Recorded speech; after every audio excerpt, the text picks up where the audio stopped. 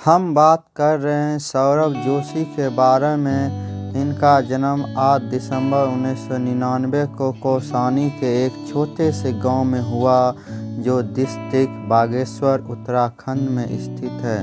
परिवार में सौरभ के अलावा उनके पापा, मम्मी हेमा जोशी, भाई साहिल जोशी के साथ उनके चचेरे भाई पीयूष, दादा और दादी जी भी रहते हैं।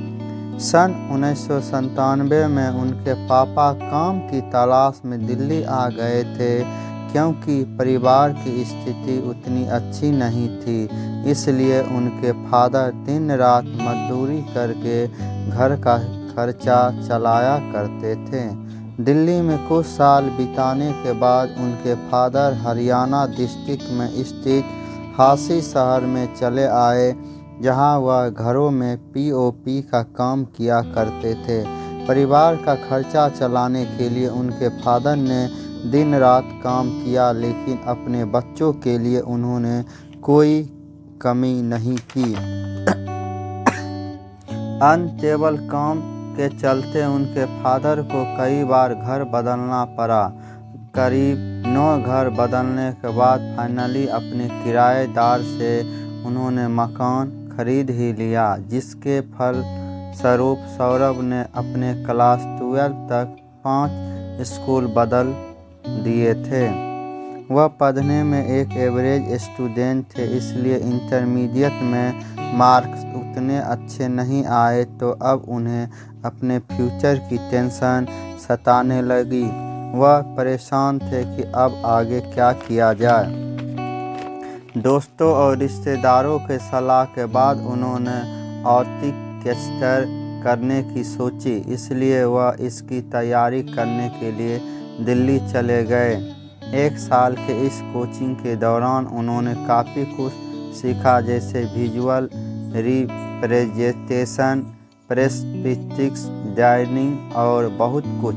उन्हें अब डायनिंग में काफ़ी इंटरेस्ट आने लगा, पर दिल्ली में रह रहे 1 साल की कोचिंग से कड़ी मेहनत के बाद भी आर्टिकेस्टर में उनका सिलेक्शन नहीं हो पाया और वह वापस अपने घर आ गए और वह काफ़ी परेशान थे। उन्हें लगा कि वह अब फ्यूचर में कुछ ज़्यादा नहीं कर पाएंगे।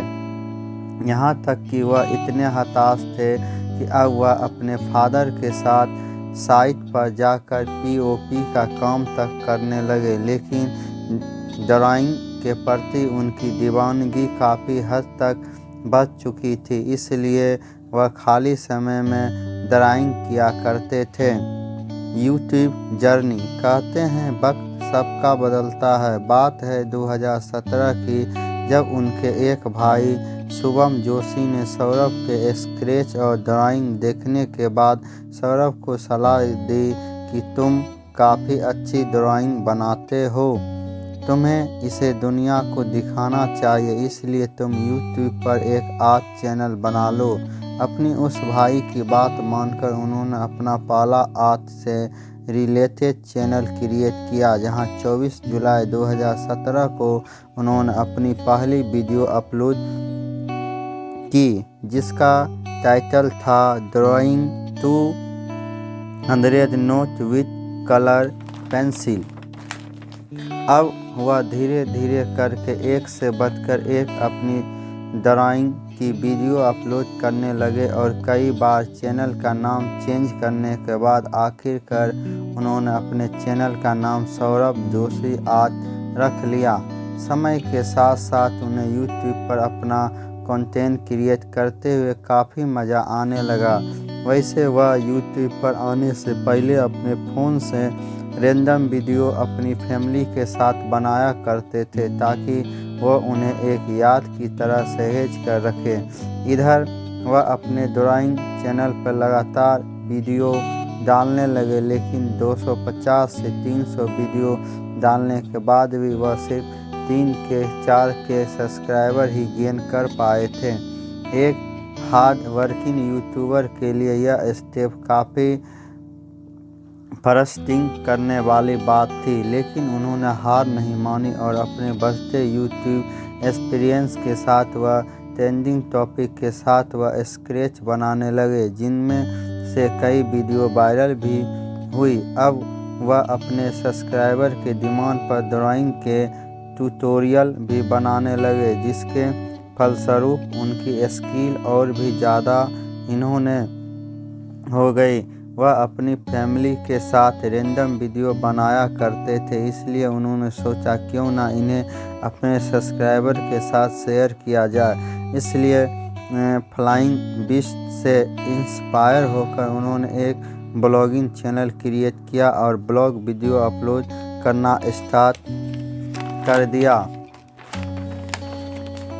अपनी पसंदीदा स्क्रैच आर्टिस्ट की डेली लाइफ को जानने के लिए उनके सब्सक्राइबर ने उनके ब्लॉगिंग चैनल देखना भी स्टार्ट कर दिया और जल्द ही उनकी ब्लॉगिंग चैनल पर 20K सब्सक्राइबर भी पूरे हो गए। लेकिन यूट्यूब में गूगल एडसेंस की पॉलिसी के तहत आपको अपना एड्रेस वेरीफाई करना पड़ता है, लेकिन इतने घर चेंज करने के कारण उनका एड्रेस वेरीफाई नहीं हो पाया, जिसका नतीजा ये निकला कि उनका एड्रेस अकाउंट ही सस्पेंड हो गया।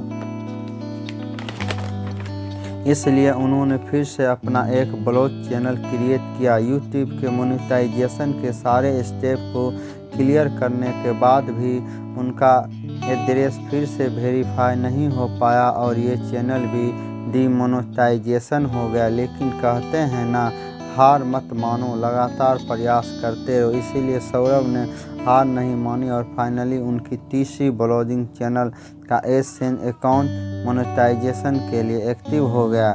इसमें अपने आर्ट वाले चैनल में बिजी रहने के कारण वह अपने सौरभ जोशी ब्लॉग वाले चैनल में वीडियो अपलोड नहीं कर पाते थे। साथ ही कॉन्फिडेंस के कमी के चलते उन्हें पब्लिक यहाँ तक कि घर वालों के सामने ब्लॉग करने में हेजिटेशन होती थी। और दूसरी तरफ वह अपने आर्ट वाले चैनल से काफ़ी पॉपुलर हो चुके थे। इसके अलावा उन्होंने कई आर्ट वर्कशॉप अटेंड और ऑर्गेनाइज भी की, जहां वह स्टूडेंट्स को आर्ट डिज़ाइन करना सिखाया करते थे। और इनके बाद कई कंपनी उन्हें स्पॉन्सर भी करने लगी, जिसकी बदौलत उन्हें इंडिया आर्ट पेपर कमीशन जैसे इवेंट्स में जाने का मौका भी मिला। वैसे अपने इंटरमीडिएट के 3 साल के गैप के बाद उन्होंने finally bachelor of fine art में एडमिशन ले ही लिया। लेकिन देश में बढ़ते कोरोना के चलते इंडिया में 24 मार्च 2020 को नेशनल वाइड लॉकडाउन लग गया था, जिससे अब सौरभ को ब्लॉगिंग करना मुश्किल हो गया था। इसीलिए लॉकडाउन के पहले ही दिन सौरभ ने ठान लिया था कि डेली वह घर में ब्लॉगिंग करेंगे और अपने फैमिली के साथ, यानी उन्होंने टारगेट सेट किया कि 365 ब्लॉग 365 दिन में करने के लिए। वह 23 मार्च 2020 का ही दिन था, जिस दिन के बाद से उन्हें एक अलग पहचान मिली। उन्होंने drawing with my family members वाली वीडियो अपलोड कर दी और अपलोड होने के कुछ ही घंटों में पूरे देश में यह वीडियो वायरल हो गई और सब्सक्राइबर्स की मानो बात सी आ गई। इस वीडियो के अच्छे रिस्पॉन्स के बाद वह काफ़ी मोटिवेटिव हो गए और अपनी डेली लाइफ के होने वाले इंसिडेंट को वह अपलोड करने लगे, जिसे दर्शकों ने काफ़ी पसंद किया। लेकिन लोगों के प्यार के साथ साथ उन्हें हेट भी मिलने लगी। अक्सर लोग उन्हें यही कहते कि क्या फालतू फैमिली की चीज़ें दिखाता रहता, लेकिन हेट की परवाह न करते हुए वह डेली ब्लॉग बनाने लगे। उनकी वीडियो में उनकी सिंपलिटी और डाउन टू अर्थ की पर्सनालिटी की वजह से लोगों को उनका कंटेंट काफ़ी पसंद आने लगा। लोग उनके ब्लॉग से अपने आप को काफ़ी हद से कनेक्ट करने लगे। ऊपर से पीयूष की नक्सत हरकतें और ऊपर से मम्मी जी की डांट, पापा जी का प्यार और दादी जी का स्वैग एक अलग ही लेवल देखने को मिलता है, जो सौरभ जोशी ब्लॉग में 4 चांद लगाता है। और सच में उनके ब्लॉग काफ़ी एक्टिव होती है। वह अपने आप को अपने ऑडियंस के साथ काफ़ी अच्छी तरह से कनेक्ट रहते हैं और कई लोगों उनकी वीडियो से रिलेट करते हैं। इसके बाद उन्होंने यूट्यूब के काफ़ी माइलस्टोन को कंप्लीट किया और फाइनली 26 जून 2021 को वह इंडिया के नंबर 1 ब्लॉगर बने। और सौरभ जोशी पूरे देश में ही नहीं बल्कि पूरे वर्ल्ड और अपने राज्य और देश का नाम रोशन कर रहे हैं। सौरभ जोशी के बारे में कुछ फैक्ट। सौरभ जोशी जिस फेवरेट स्केच पेपर में अपना ड्राइंग किया करते थे, आज वही स्केच और ड्राइंग ब्रांड उन्हीं ऑल्टो इनके द्वारा बनाए गए अम्मा जी के ड्राइंग को कवर पेज यूज करता है। 10 एज में सौरभ इमो बायज फैशन से काफ़ी इंस्पायर थे। सौरभ के चचेरे भाई पीयूष का भी बहुत बड़ा हाथ है। उनके ब्लॉगिंग की सक्सेस में ब्लॉगर्स के बीच में नटखट शरारतें करना और कॉमेडी करना काफ़ी हद तक उनकी पॉपुलैरिटी को बच्चों के बीच बनाता है और हर सुबह उनके वीडियो का इंतजार लाखों लोग को रहता है। तो दोस्तों, सौरभ जोशी आज एक नाम ही नहीं बल्कि एक ब्रांड भी बन चुका है।